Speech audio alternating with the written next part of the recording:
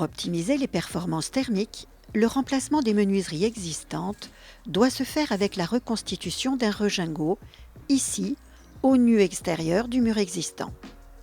Ainsi, il est essentiel de mesurer les cotes et les niveaux à l'extérieur du mur et d'anticiper la hauteur de rejingot. Déposer proprement et intégralement les volets et leurs attaches, ainsi que le bâti de l'ancienne menuiserie et tous les éléments saillants extérieurs.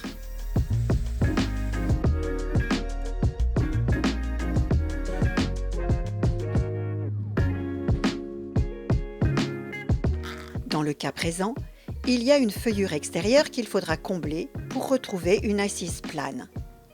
Dans tous les cas de figure, il est nécessaire de redresser les plans d'appui et de calfeutrement de la menuiserie, conformément aux préconisations du DTU.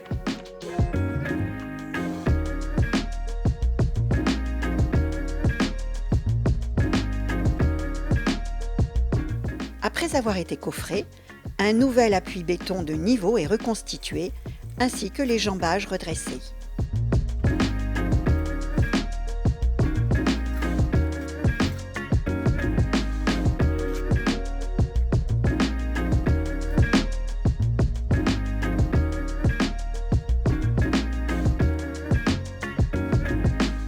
Il est essentiel de choisir un coffre de volets isolé sur ses trois faces, arrière, supérieur et avant, afin de minimiser les ponts thermiques.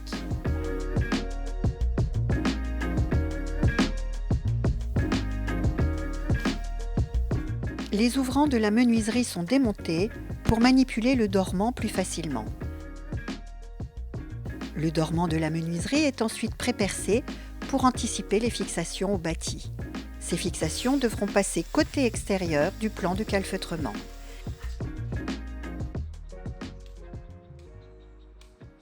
Dans ce scénario, c'est une solution de profilé en matériaux imputrescibles qui a été choisie afin de limiter le pont thermique de jonction avec l'ITE. Il est collé de niveau au mastic. Prépositionnez le dormant du bloc B en le calant sur le rejingot et vérifiez que le jeu disponible est suffisant pour réaliser proprement le calfeutrement, au moins 5 mm. Les mousses imprégnées sont mises en œuvre conformément aux règles professionnelles. Elles sont choisies en fonction de leur plage d'utilisation et collées à 5 mm du bord au minimum pour conserver une profondeur de calfeutrement. Les retours aux angles en partie haute de la menuiserie doivent être réalisés en morceaux distincts, parfaitement jointifs ou selon les indications du fabricant. Selon le modèle de coffre choisi, prévoir le cheminement de la gaine électrique.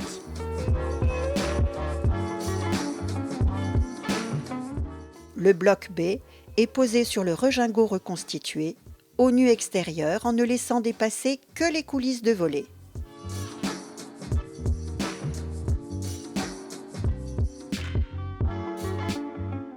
Il est calé côté intérieur et au droit des montants. Vérifiez l'aplomb et le niveau et recalez si besoin.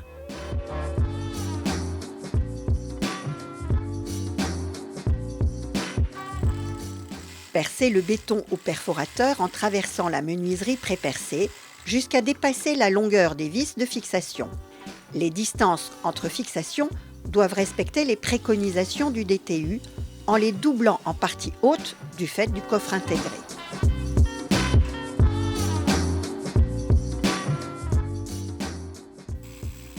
Vissez à l'aide d'un filetage plein à travers la menuiserie et dans le béton. Après expansion complète de la mousse imprégnée, un cordon de mastic d'étanchéité est appliqué sur tout le pourtour de la menuiserie, compatible avec les mousses imprégnées de classe 2 qui sont posées dans cet exemple. Il est ensuite lissé proprement. Le rejingot lui-même est calfeutré à l'aide d'un mastic sur fond de joint.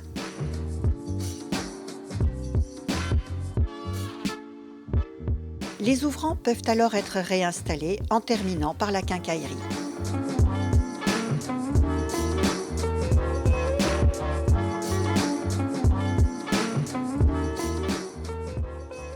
À cette étape, il peut être nécessaire d'intégrer au lot menuiserie l'isolation de la feuillure extérieure en linteau.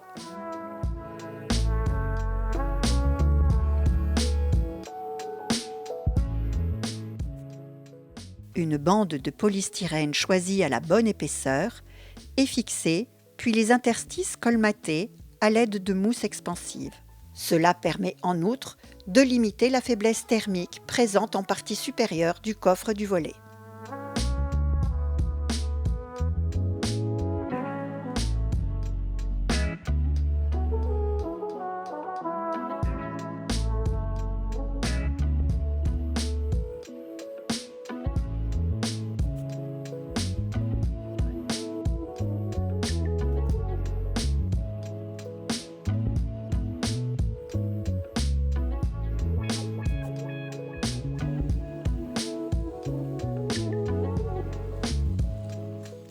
Selon les modèles de bloc baie, une tôle pliée peut être nécessaire pour désolidariser et reprendre les efforts de l'isolant qui va venir contre le coffre. Cette plaque est fixée mécaniquement à la façade.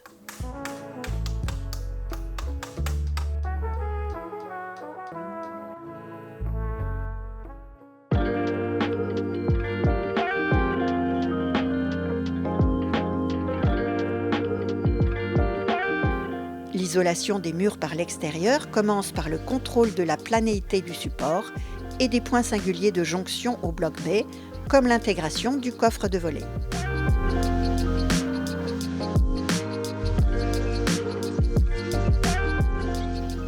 La menuiserie nouvellement remplacée et le sol sont soigneusement protégés de toute détérioration lors du collage de l'isolant et de l'application des enduits.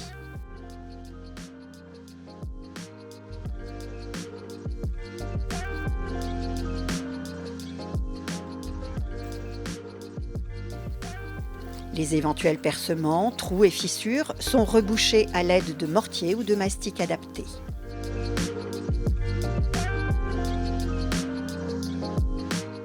Le niveau du rail de départ est repéré et tracé sur la façade afin de respecter la garde au sol conformément aux règles de l'art.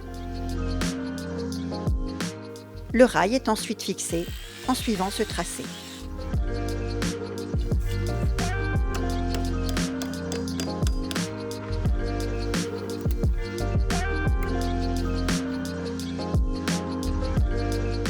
On finalise alors l'isolation de la feuillure extérieure présente dans cette configuration pour ne laisser aucun vide d'air et avoir une bonne jonction thermique avec le bloc baie.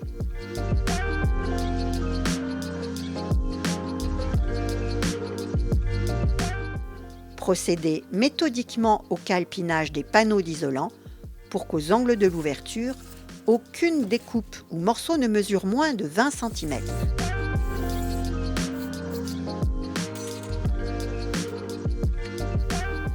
La découpe des panneaux rigides se fait à l'aide d'un outil à fil chaud, si possible en extérieur.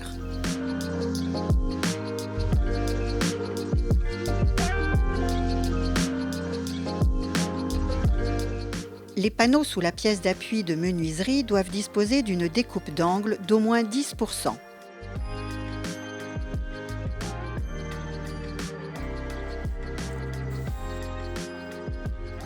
Les panneaux sont collés en plot et boudins continus sur leur périphérie pour éviter toute lame d'air parasite en arrière-face.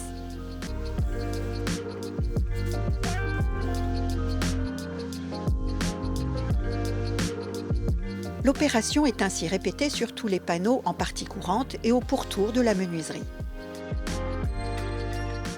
Vérifiez au fur et à mesure la planéité du complexe isolant. Il est préférable de régler les panneaux à la même hauteur de part et d'autre de l'ouverture afin de faciliter une bonne jonction de l'isolation en linteau.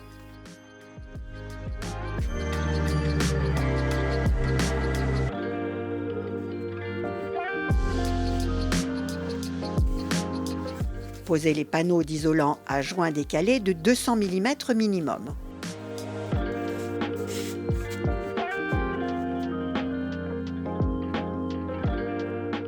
L'isolation progressive de la feuillure extérieure ne doit pas être oubliée en montant les rangées de panneaux.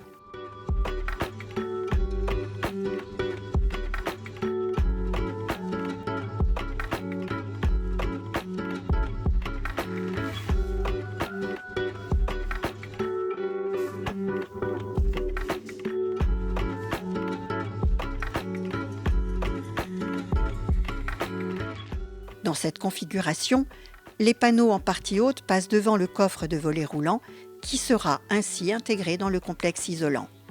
On repère donc l'empreinte du profilet plié de désolidarisation pour gruger les panneaux sur leur face arrière.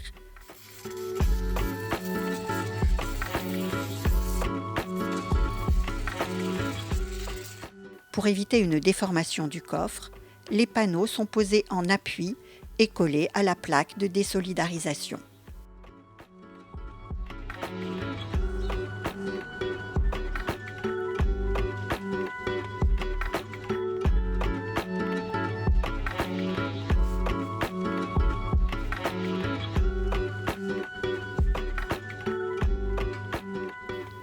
On vérifie que la jonction ne présente pas de jour entre panneaux et qu'ils sont au même niveau.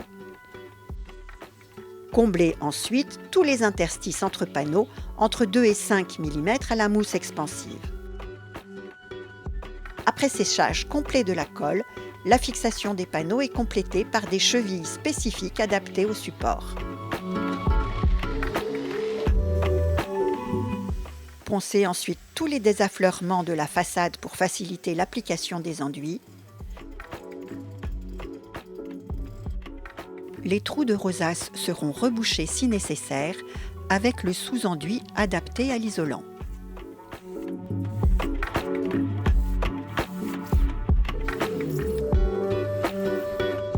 Le profilet goutte d'eau pré-entoilé est clipsé sur le rail de départ, puis noyé dans une première passe d'enduit.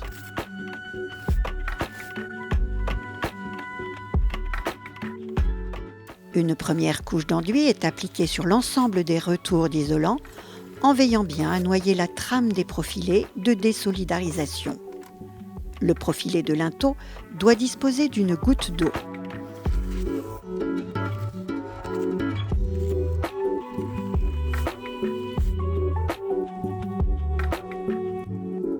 Tous les points singuliers sont tramés conformément aux règles de l'art. Cornière d'angle, mouchoir aux angles d'ouverture, etc.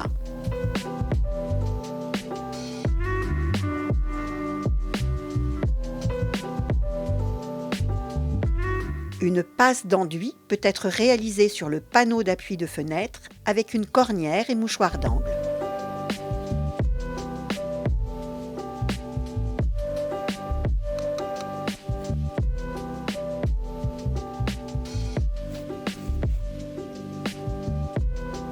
Une première passe d'enduit de base est réalisée sur l'ensemble de la surface. Une armature incorporée au cœur de 2 passes d'enduit est mise en œuvre sur toute la surface avec un recouvrement entre les de 100 mm. Puis, une deuxième passe d'enduit est réalisée.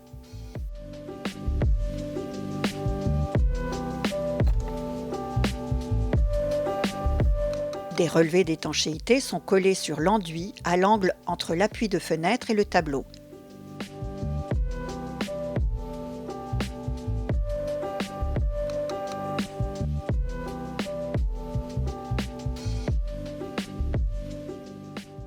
Le calfeutrement de la jonction bavette-enduit est assuré par un mastic sur fond de joint. L'enduit de finition est ensuite appliqué sur les retours en linteau et tableau du bloc B.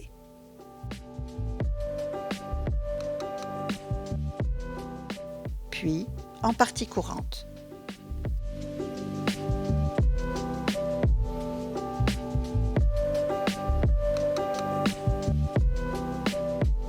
Les protections des profilés de la menuiserie et des relevés de bavette peuvent être retirées. Un épais cordon de mastic colle est appliqué sur le complexe isolant pour venir fixer la bavette. Un mastic de finition est appliqué en partie supérieure de la bavette. Pour finir, le chantier est replié avec nettoyage soigneux.